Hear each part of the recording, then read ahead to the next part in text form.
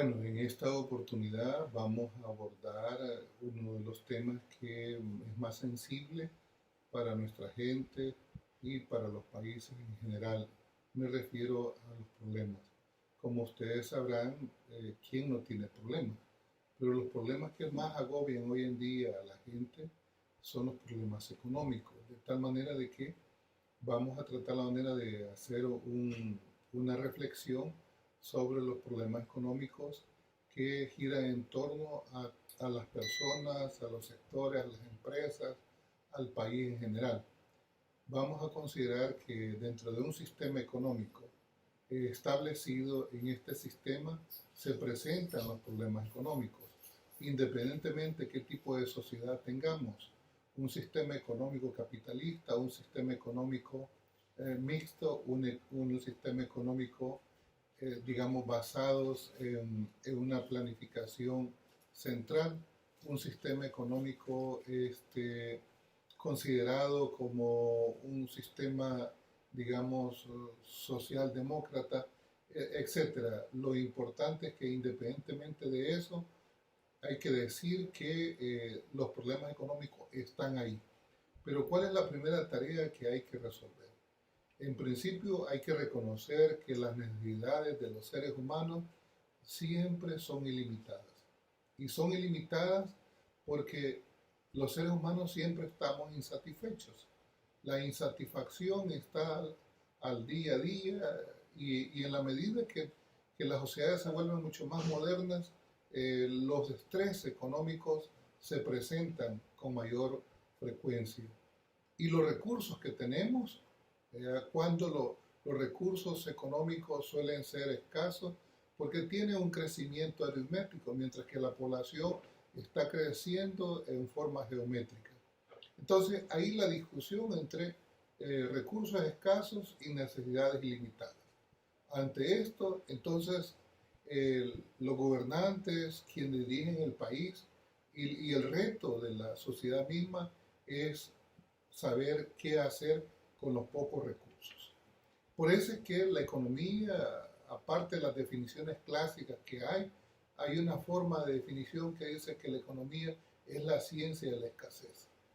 Nadie estaría hablando de economía si las personas tuviesen en su casa una lámpara Aladino, donde al rozar podrían solicitar todos aquellos satisfactores que les harían feliz su vida. Pero la realidad no es esa, la realidad es que tenemos necesidades insatisfechas y por supuesto tenemos recursos escasos. Cuando hablamos de necesidades, indudablemente hablamos de necesidades de todo tipo, necesidades sociales, necesidades biológicas, necesidades económicas. ¿Verdad? Entonces, independientemente de eso, eh, el ser humano está ahí y tiene concretizadas sus necesidades. Entonces, pero aquí el punto es cómo resolver ese problema económico, donde los recursos suelen ser escasos y las necesidades son ilimitadas. Al final de cuentas, el ser humano, si satisface una necesidad, es mucho más feliz, mucho más alegre. Pero si no satisface una necesidad, como dice Jeremy Bentham, un economista y filósofo británico, dice que en realidad los seres humanos están expuestos al sufrimiento. Y la gente sufre cuando está insatisfecha. De tal manera que una necesidad es una insatisfacción. Ahora bien, a nivel del país, los recursos están ahí. La apuesta de los gobernantes debe de ser que hay que satisfacer necesidades de la población. Y eso pasa por preguntarse, bueno, y se plantea en los textos de economía, desde el texto básico, y uno se pregunta, bueno, ¿qué vamos a producir? ¿Y cuánto vamos a producir de eso? Por supuesto, esta interrogante tiene que ver con un problema de tipo económico. Pero luego nos hacemos la siguiente pregunta y nos preguntamos cómo vamos a producirlo. Y al decir cómo vamos a producirlo, con qué, digamos, recursos vamos a tener, si son recursos naturales, el recurso humano que es el trabajo, o el recurso de capital o tecnológico, ¿verdad? Y hoy en día hay un enfoque moderno que se menciona lo que es la creatividad, el espíritu emprendedor, la ingeniosidad, como un recurso también. Lo cierto es que se reconocen tres cosas: los recursos naturales, el capital y el trabajo. Independientemente de eso, entonces, cuando estamos preguntándonos cómo producir, entonces decir con qué herramientas y con qué insumos vamos a hacerlo. Por eso es que esto responde a un problema de tipo tecnológico. Ya lo veremos más adelante cuando expliquemos cómo las curvas de posibilidades de producción se expanden o se pueden contraer. Pero hay un tercera interrogante que es: ¿para quién producir? Ciertamente nosotros, cuando revisamos una curva de Lorentz, que es una forma que mide la asimetría y, y, digamos, y simetría, la simetría en la curva que divide el primer cuadrante exactamente en dos ángulos de 45 grados, que es la curva de equidistribución, y también las ojivas que se hacen en torno a la curva de equidistribución, que es lo que se le conoce como curva de Lorentz. Está demostrado que ahí hay una ilustración que de lo que trata es una proporción del ingreso generado contra una proporción de la población.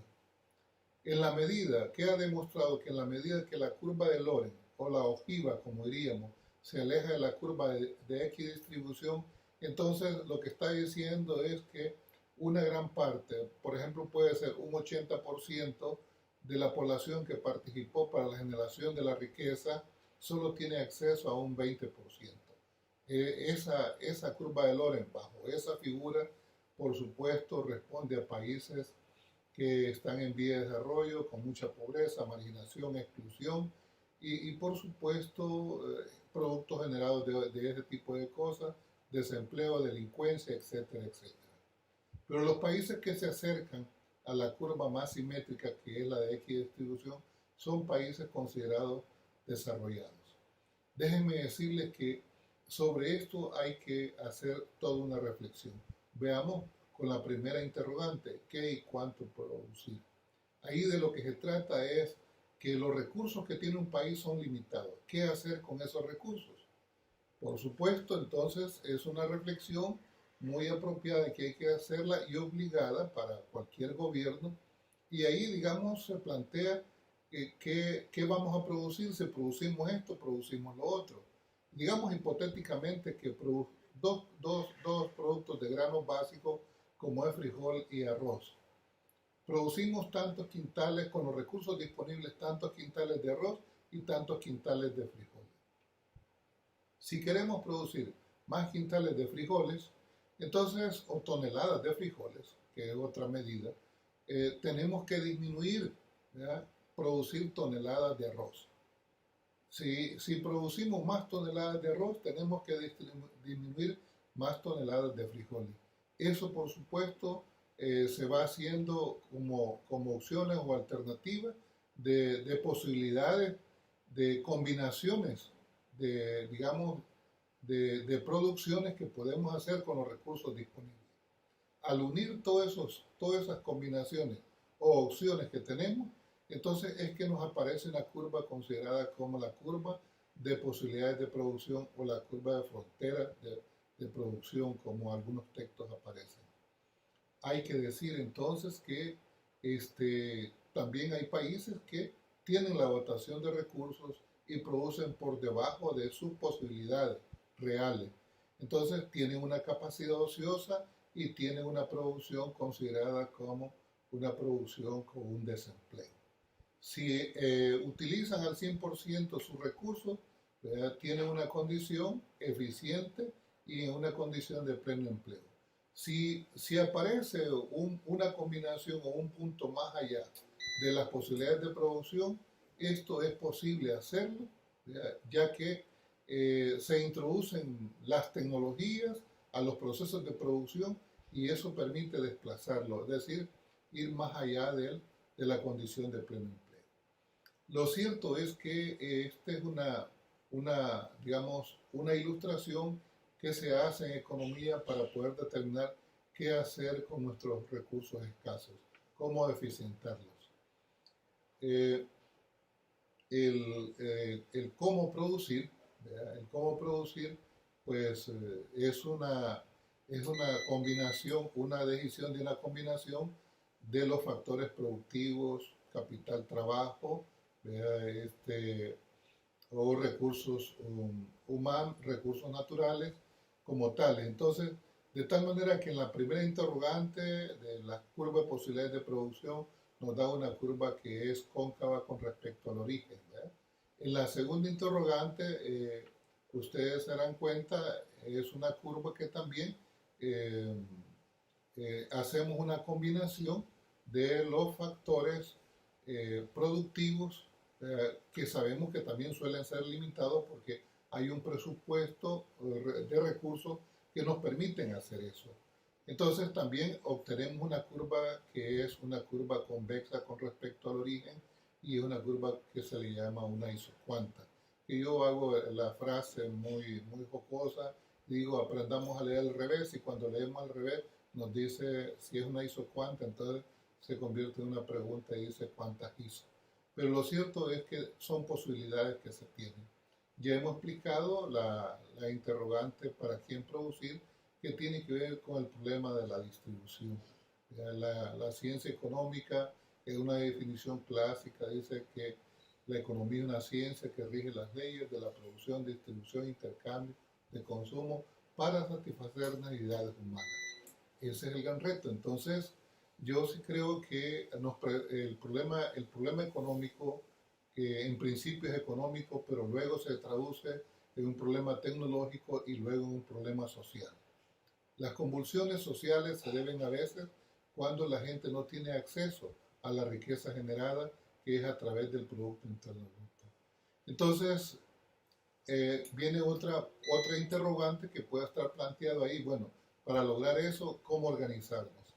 Y esa interrogante, ¿cómo organizarnos? Es que la define qué tipo de relaciones queremos tener los hombres en los procesos de producción. Relaciones de cooperación, relaciones de explotación, etcétera. Así es que, mis estimados compañeros, amigos, hemos tratado de manera de hacer una reflexión lo más resumida posible acerca de los problemas económicos que enfrenta hoy la sociedad. Y como dice, la gente tiene juicios de valor y juicios de realidad. Los juicios de valor aparecen cuando usted le quema el bolsillo a la gente. Y eso solo ocurre cuando hay problemas económicos. Buenas tardes y un gusto saludarlos.